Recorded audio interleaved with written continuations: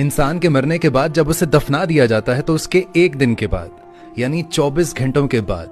उस मुर्दे की आंतों में एक ऐसे कीड़ों का गिरोह जन्म लेता है। ऐसे कीड़ों का गिरोह अमल में आता है जो उस मुर्दे के पखाने के रास्ते से बाहर निकलता है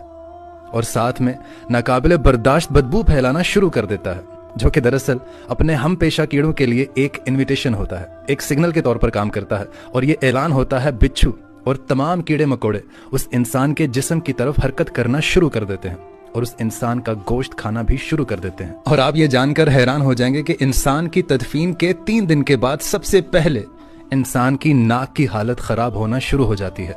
6 दिन के बाद इंसान के नाखून गिरना शुरू हो जाते हैं और 9 दिन के बाद इंसान के बाल भी गिरना शुरू हो जाते हैं और 9 दिनों के बाद इंसान के जिस्म पर एक भी बाल मौजूद नहीं रहता और साथ साथ इंसान का पेट भी फूलना शुरू कर देता है और 17 दिन के बाद पेट फट जाता है। 60 दिन के बाद मुर्दे के जिस्म से सारा गोश्त खत्म हो जाता है और इंसान के जिस्म पर एक भी बोटी, एक भी गोश्त का लोथड़ा मौजूद नहीं होता। और दोस्तों 90 दिन के बाद इंसान की हड्डियां भी एक दूसरे से जुदा होना शुरू हो जाती हैं।